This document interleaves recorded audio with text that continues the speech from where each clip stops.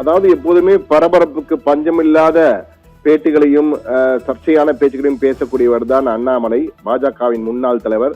தற்போதுள்ள தலைவரை விட அதிகமாக பேசப்படுவர் இவர்தான். முன்னாள் தலைவராக இருந்தாலும் இவர் பேச்சுதான் பல இடங்களில் ஊடகங்களால் அதிகமாக முக்கியத்துவம் கொடுக்கப்பட்டு வெளிச்சம் போடப்படுகிறது என்பதை அனைவரும் அறிந்ததுதான். இந்த சூழ்நிலையில் விஜயுடன் கூட்டணி வைக்கப் போகிறார்களா, என்டிஏவில் விஜய் இணையப் போகிறார் என்பது குறித்து தொடர்ந்து பேசப்பட்டு வரும் நிலையில் அண்ணாமலை அது தொடர்பாக தன் கருத்தினை தெரிவித்திருக்கிறார். தமிழக அரசியலில் எப்போதுமே கடைசி நேர தேர்தல் நெருக்க காலத்தில் கடைசி நேர நெருக்க திடீர் மாற்றங்கள், twist, sudden twist when election approaches என்ற வகையில் கூறியிருக்கிறார். அடிக்கடி திடீர் மாற்றங்கள் நடைபெறும் தமிழக அரசிலே. எனவே என்ன நடக்கும் என்பதை பொறுத்திருந்து பார்ப்போம். நிச்சயமாக அந்த நேரம் வரும்போது அது நிச்சயமாக வெளியே வரும் என்று தெரிவித்திருக்கிறார். அது மட்டுமல்ல, என்டிஏ கூட்டணியை பொறுத்தவரை என்டிஏ கூட்டணி எப்பொழுதும் பலமான கூட்டணியாக இருக்கிறது. பலமில்லாத கூட்டணியாக திமுக தான் இருக்கிறது. அந்த கூட்டணியில் தான் பல குழப்பங்கள், தொகுதி உடன்பாட்டிலே பல குழப்பங்கள் நிலவுகின்றன. எங்கள் என்டிஏ கூட்டணியை பொறுத்தவரை நாங்கள் பலமாக இருக்கிறோம் என்று கூறிய அண்ணாமலை ஒரு காலத்தில் இபிஎஸ்ஐ, அதாவது எடப்பாடி பழனிசாமி கடுமையாக விமர்சனம் செய்து பேசினேன். அவரும் என்னை விமர்சித்திருக்கிறார். அது அந்த காலம். தற்போது நாங்கள் கூட்டணியில் இருக்கிறோம். கூட்டணி இருக்கும்போது எங்களுடைய என்டிஏவின் முதலமைச்சர் வேட்பாளராக இபிஎஸ் தான் இருக்கிறார். எனவே இபிஎஸ்க்கு ஆதரவாக அவரை வைக்க வைப்பது எங்கள் கடமை. அதற்காக நான் பாடுபடுவேன் என்ற வகையிலே அது அந்த காலம், இது இந்த காலம் என தெளிவாக அதிரடி விளக்கம் ஒன்றை கொடுத்திருக்கிறார். அதே போன்று டிவிகேவுடன் டிவிகே பொறுத்தவரை தன்னுடைய நிலைப்பாட்டில் எந்த மாற்றம் இல்லை. ஏற்கனவே நான் டிவிகே பற்றி கூறியது, அதில் என்னுடைய கருத்திலே மாற்றம் எதுவும் இல்லை. டிவிகே ஐடியாலஜி, எங்களுடைய கொள்கை வேறு, டிவிகே கொள்கை வேறு, எங்களுடைய கொள்கை வேறு. ஆனால் தமிழக அரசியலிலே, பொதுவாக அரசியலிலே எதிரெதிர் கொள்கை உள்ளவர்களும் கூட்டணியை வைத்திருக்கிறார்கள். எனவே பொதுவாக தேர்தல் இருக்கும்போது பல அதிரடி மாற்றங்கள் நடைபெறும். எனவே என்ன நடக்கும் என்பதை பொறுத்திருந்து பார்ப்போம் என ஒரு ஒரு ஒரு $1 மில்லியன் கெஸ் என்ற வகையிலே ஒன்று வைத்திருக்கிறார். வருமா வராதா என்பது குறித்து தெளிவான விளக்கம் இல்லாமல் வரும், ஆனால் இந்த வகையிலே ஒரு 3 புள்ளியை வைத்திருக்கிறார். அவர் என்ன வேண்டுமானால் நடக்கலாம் என்பதை மிக தெளிவாக சுட்டி காட்டியிருக்கிறார் அவர்.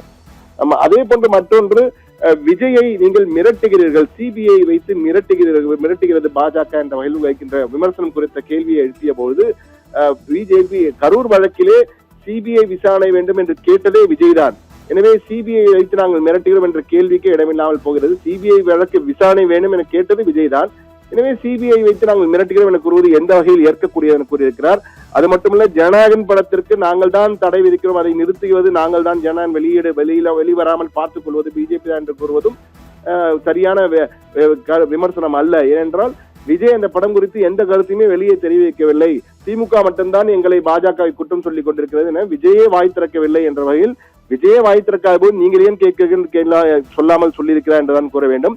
அதே போன்று நீங்கள் தேர்தலில் போட்டியிடுவீர்களா என்ற கேள்வியை எழுப்பிய போது, சட்டமன்ற தேர்தல் இந்த முறை நீங்கள் போட்டியிடப் போகிறீர்களா, எந்த தொகுதியில் போட்டியிடப் போகிறீர்கள் என்ற கேள்வியை எழுப்பிய போது 2024 லோக்சபா தேர்தல், மக்களவை தேர்தல் வந்த பொழுது என்னை போட்டியிட சொன்னார்கள். நான் போட்டியிட்டேன். அப்போது நான் போட்டியிட வேண்டும் என கேட்கவில்லை, அவர்கள் போட்டியிட சொன்னார்கள், நான் போட்டியிட்டேன். அதே போன்று தற்போது நான் போட்டியிட வேண்டும் என கேட்கவில்லை, ஆனால் போட்டியிட சொன்னால் நிச்சயமாக போட்டியிடுவேன், தயாராக இருக்கிறேன். If the party decide and ask me to contest, I will contest என்ற வகையில் நிச்சயம் நான் போட்டியிடுவேன். கட்சி என்னை போட்டியிட சொன்னால் நிச்சயம் போட்டியிடுவேன், அதற்கு தயாராகவே இருக்கிறேன் என கூறியிருக்கிறார்.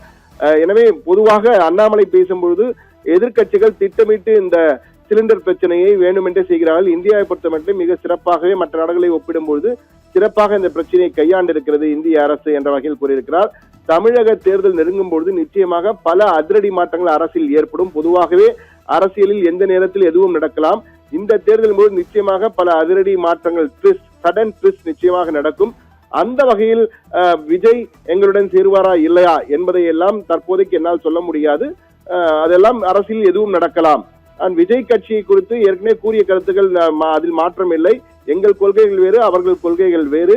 ஆனால் தமிழக அரசியலில் தேர்தல் நெருங்கும் போது எதுவும் நடக்கும் என்பதை மீண்டும் மீண்டும் சொல்லியிருக்கிறார்.